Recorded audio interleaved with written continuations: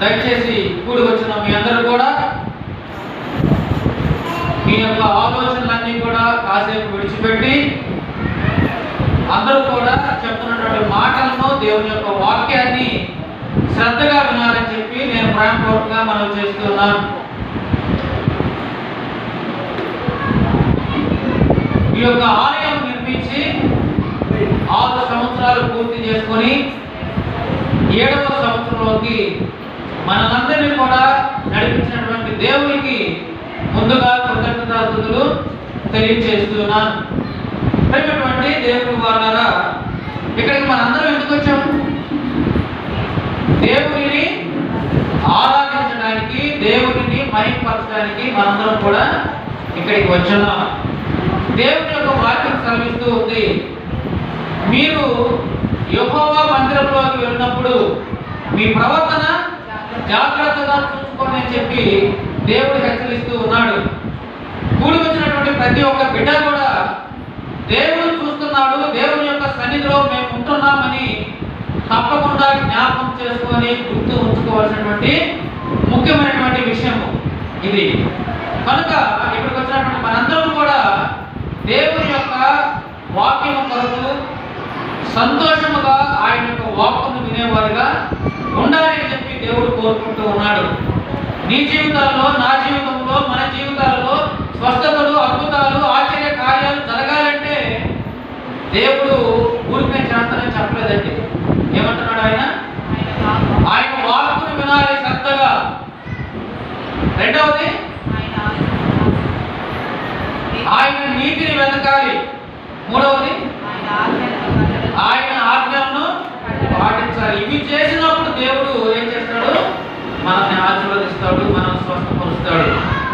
ఈరోజు ప్రేమటువంటి దేవుడు వాళ్ళ మన యొక్క సంఘము విస్తరించాలి, అభివృద్ధి చెందాలి, ఫలించాలి అంటే మన మధ్యలో ఎవరు ఉండాలి? దేవుడు నివసించాలి. ఆయన మన మధ్య నివసించినప్పుడు ఈ యొక్క సంఘం ఏమిటవుతుందంటే అభివృద్ధి చెందుతుంది, విస్తరిస్తుంది, ఫలింపు జీవితాలు మనము కలిగి ఉంటాం. అందుకు కారణం ఎవరు? మన మధ్య ఎవరు నివసించాలి? దేవుడు నివసించాలి. దేవుడు నివసించాలి మన సంఘంలో అంటే మనము ఏ బోధ ప్రకారం ఉండాలి? అపోస్తుల బోధ ప్రకారంగా మనము ఉండాలి. అపోస్తుల బోధ ప్రకారము సంఘస్థులు ఉంటే దేవుడు మన మధ్య నివసిస్తాడు, మనతో సహవాసంలో ఉంటాడు. అప్పుడు నీ కన్నీటిని, నా కన్నీటిని, మనందరి కన్నీరును ఆయన ఏం చేస్తాడు? విడిచివేస్తాడు. చూడండి ప్రేమటువంటి దేవుడు వల్ల దేవుడు మనకి స్నేహితుడుగా ఉంటే మన సంఘం ఏమవుతుంది? అభివృద్ధి చెందుతుంది, విస్తరిస్తుంది. ఈరోజు సంఘంలో ఉన్నటువంటి వారే ఆరిపోయి ఉంటే, ఉద్యోగం లేకుండా ఉంటే ఇంకా మనం జీవనంలో పారిపోయి ఆ సువార్త ప్రకటిస్తాం. ముందు మనలోనే ఏం లేదు, వెలుగు లేదు ప్రేమటువంటి దేవుడు వల్ల. ఎందుకంటే మనందరం కూడా ఎలా ఉండాలి? అపోస్తలుల బోధలో ఉండాలి. రొట్టె విరుచుట యందు, ప్రార్థన చేయుట యందు, సహవాసం అందు, వాక్యము వినుట యందు ఎడతెగక ఉండిరి.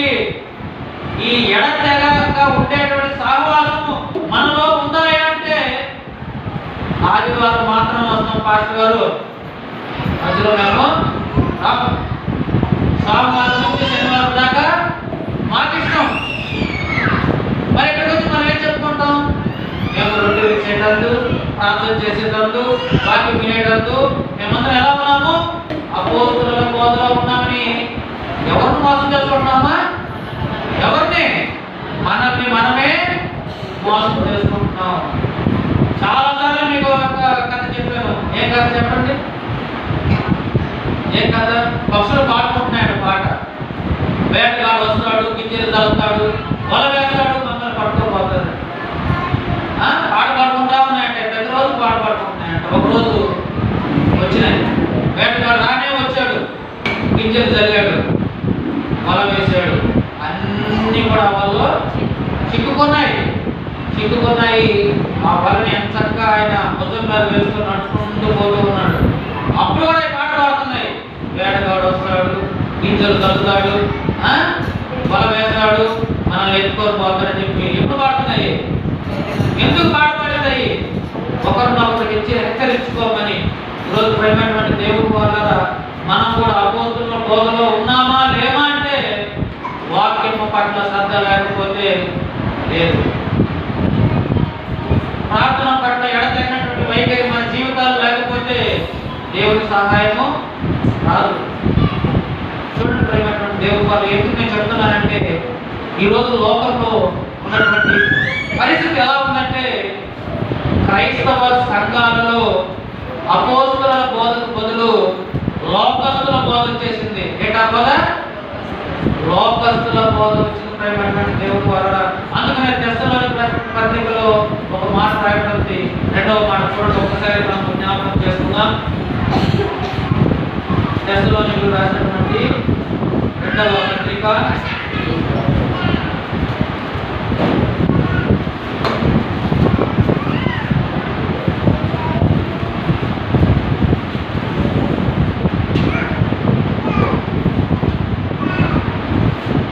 2వ అధ్యాయము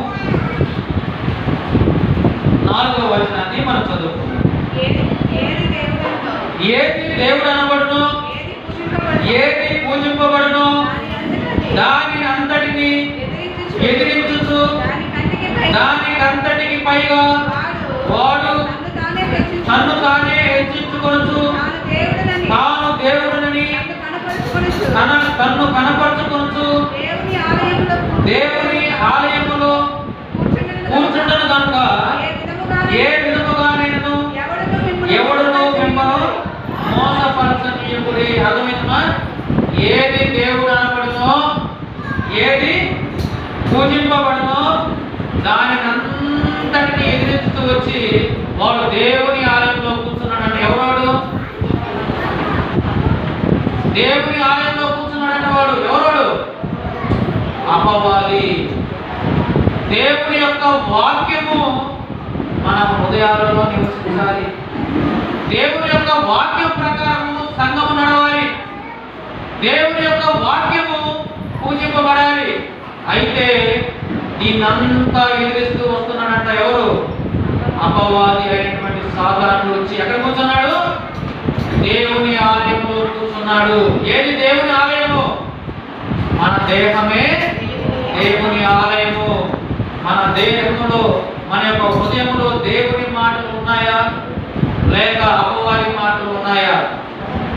మన సంఘము దేవుని యొక్క వాక్యం ప్రకారం నడుస్తుందా లేకపోతే అపవాది ఆచారాలకు బానిసగా మారిపోయిందా? ఒక్కసారి మనము పరిశీలించుకోవాలి. ప్రేమైనటువంటి దేవుని వల్ల ఎందుకు ఈ మాటలు నేను చెప్తున్నానంటే, ఈరోజు సంఘము అనగా లోకము నుంచి ప్రత్యేకింపబడినటువంటి మనుషులందరినీ కలిపి దేవుడు ఏమంటున్నాడంటే, నా జనాంగము, నా ప్రజలు అని ఆయన శ్రమిస్తూ ఉన్నాడు.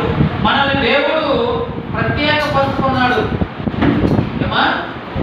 పరిశుద్ధాత్మ అనుభవం లేకపోతే, దేవుని నడిపింపు లేకపోతే, మానవ ఆలోచనలకు ఆత్మ విషయాలు అర్థం కావంట. దేవుడే చెప్తున్నాడు. ఆత్మీయమైనటువంటి సంగతులు ఎవరు